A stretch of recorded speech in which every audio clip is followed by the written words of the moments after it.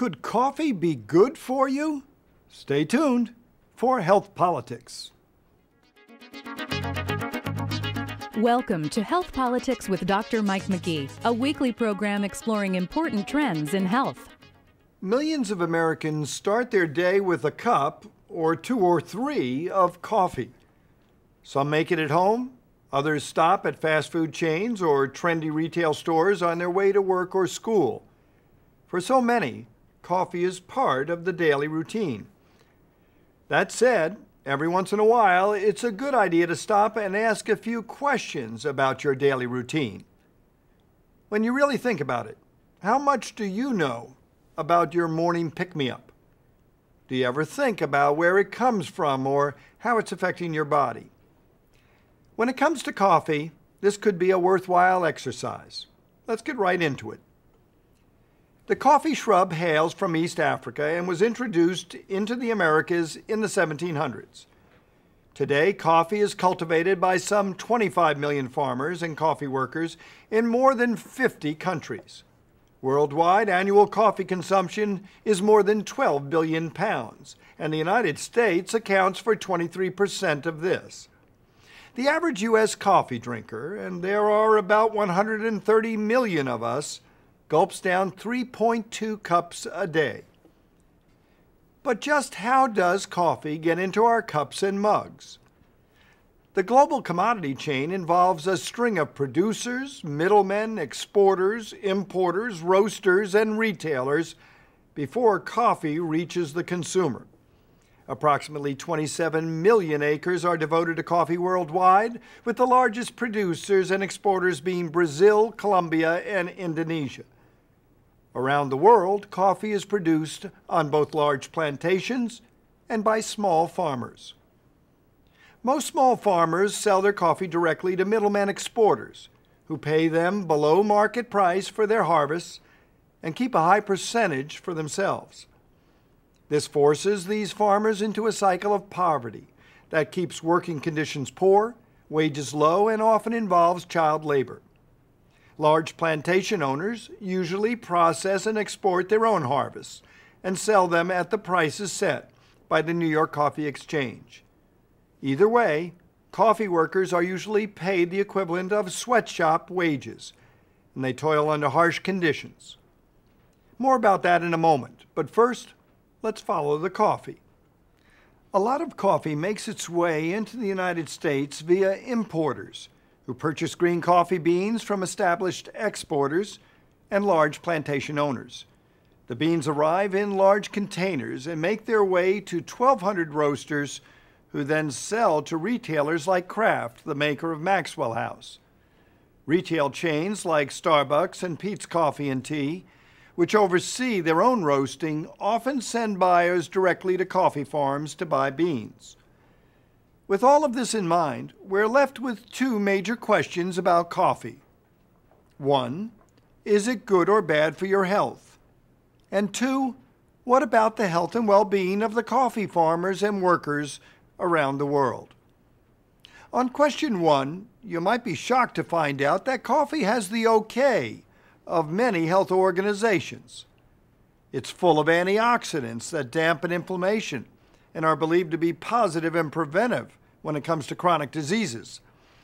In a recent issue of the American Journal of Clinical Nutrition, researcher Rune Blumhoff from the University of Oslo said, quotes, "We were surprised to learn that coffee quantitatively is the major contributor of antioxidants in the diet both in Norway and in the USA."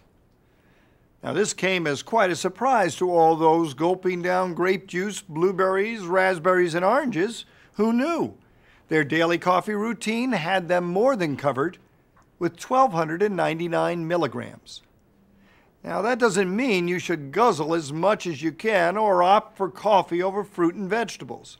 There's still the issue of caffeine to consider. Once it's ingested, caffeine is rapidly absorbed into the bloodstream in 30 to 45 minutes. It takes 4 to 6 hours for most of it to be eliminated. While it's in the body, it affects brain blood flow, blood pressure, respiratory function, stomach and bowel activity, urine volume, and exercise performance.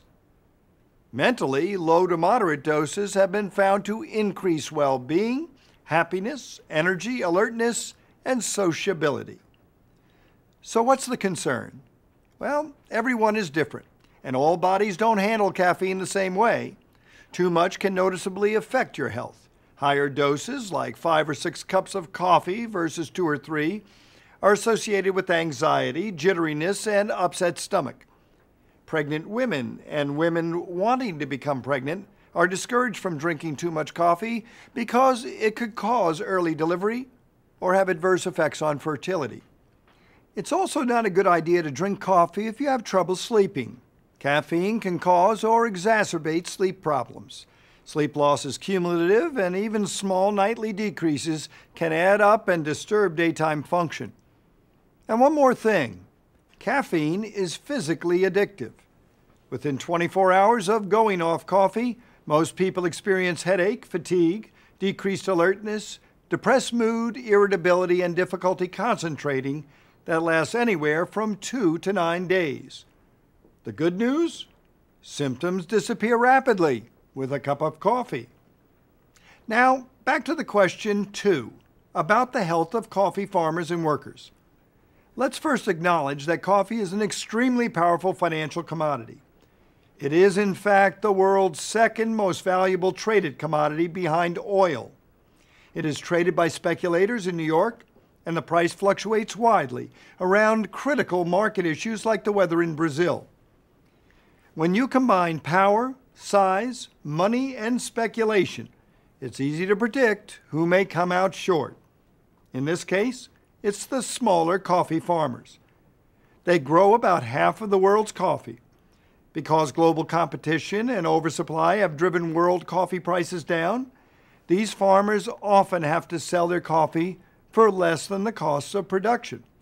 On average, these small farmers receive $500 to $1,000 a year for their coffee. They can't buy proper clothes, shoes, shelter, food, education, or health care for their families. Enter into this arena the fair trade coffee movement. The idea here is one of partnership between the consumers and the coffee growers to ensure that the growers receive a fair price for their coffee in order to make a living wage. If a farmer gets fair trade certification, he can sell his coffee as a member of the Fair Trade Register and earn much more than selling in the traditional manner. Licensed fair trade importers pay $1.26 per pound to fair trade certified farmers for regular coffee and $1.41 per pound for organic coffee. The current world market price of coffee hovers at about 85 cents a pound. Consumers can figure out if their coffee is fair trade by the presence of a black and white fair trade certified label. In addition to a fair price, fair trade coffee farmers are guaranteed 2 more things: access to credit when they request it, and long-term contracts to support stable business relationships. Americans are showing gradual signs of support for this fair trade movement. U.S. retail sales of fair trade certified coffee grew from less than 50 million in 2000 to nearly 500 million in 2005. Even though this is still a very small portion of the overall U.S. coffee consumption, it means that bit by bit, fair trade coffee is making a difference in farmers' lives. They're able to provide for their families, gain access to education and medical care for their children, and make progress toward overcoming poverty. If you're a coffee drinker, your daily routine automatically connects you with coffee farmers. Buy fair trade coffee, and you're bound to drink a little easier knowing that you've helped those farmers get the funding and healthier lives they deserve. For Health Politics, I'm Mike McGee. Thank you for watching Health Politics with Dr. Mike McGee. For more information on this topic, please visit our related web links, discussion guide, or downloadable transcript and slides. For videos and information on a variety of other health topics, visit our homepage at healthpolitics.org. If you would like to subscribe to our free weekly video, click on Subscribe to Health Politics and enter your email address. Again, thank you for watching.